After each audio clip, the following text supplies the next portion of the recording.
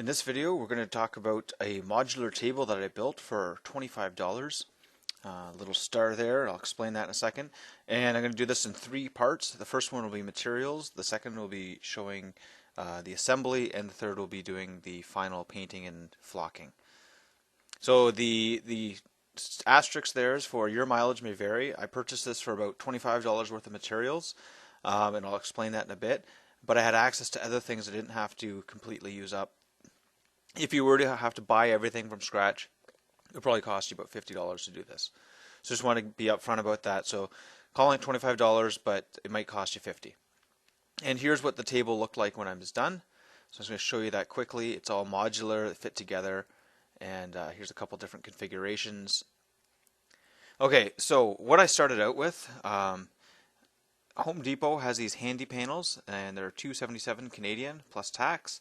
And what it is MDF board that's 1/4 inch thick, and it's 2 feet by 2 feet. So I needed 6 of those. I was also considering using these stone spray things. They're about $12 each plus tax. Again, this would be pretty cool to use and give me a head start on the painting, but for the price of this project, I was a bit too steep for my choices. Okay, so those are a couple different options that I saw. Some of these look great. They'd be great for a Tomb Kings type board, or there's granite type ones, there's grass looking ones, lots of options there. As well, you can get these insulating foam sheets. This one here is 3/4 of an inch thick, which isn't bad. This has a bit of a durable. This is those P ones, the little white pellets. Sorry about the picture, but this is the pink foam, and it's a 1/2 inch thick, and for a 2 foot. So that's 2 feet there by 8 feet, which would be plenty for this kind of a project. You can get it for $7.50. I didn't end up using that. The idea I had was to use these ceiling tiles. Unfortunately, Home Depot only sells them by the case, and they have a couple different options there. I've read in some model railroading books that you can snap these really well and make nice cliff faces. So you just break it off and it makes a nice rough face. So what I did is I went over to the Habitat for Humanity Restore, and I lucked out because they had lots of ceiling tiles to pick from, and they were only $1 each with no tax. So I got 4 of those. And what I used for flock, I used coffee grounds, and then I also used some of these Woodland Scenics ones.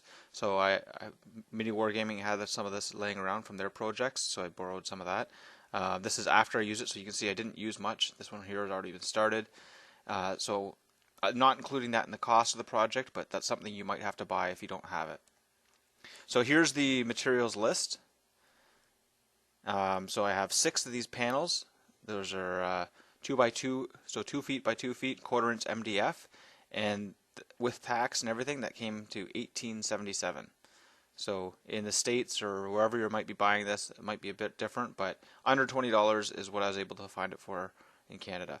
As well as these 4 ceiling tiles, I got those at the Restore for $1 each, and because it's recycled stuff for charity, there's no tax. Again, your mileage might vary. So other things I had that I used, PVA, or white glue, or carpenter's glue, the yellowish stuff is fine as well. I used coffee grounds.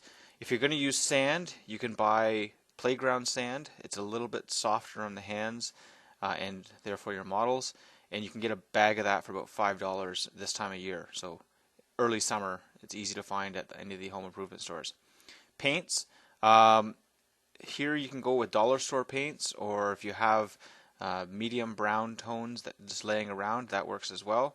Or you can get tinted ones from Home Depot or other paint type stores. As well, flock material, so I showed you that Woodland Scenic stuff.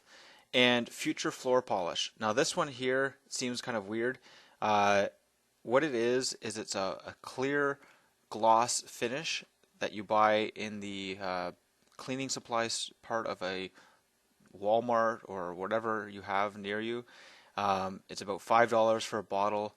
It's about 1 liter size, I think it is. And what it is it's actually acrylic medium.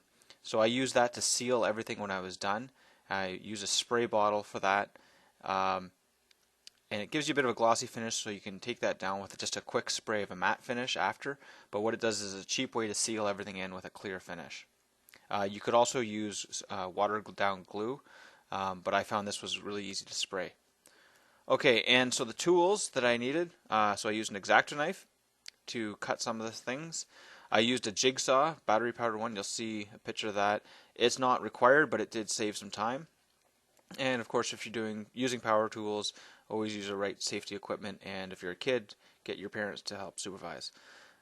Use a sanding block to sand out, to smooth some of the edges on the ceiling tile. So some of them I wanted to be like ramps or like hills, not jagged rock edges, so I sanded those down. Spray bottles, so something from the dollar store or similar, and that's what I just used to spray the future floor polish. And as well paintbrushes. Now I used foam brushes, the disposable type, and you can get those as well at the dollar store or any home hardware store, that type of thing. So that's the end of part 1, materials, and check out the next ones in the link below or from miniwargaming.com if you're seeing this somewhere else.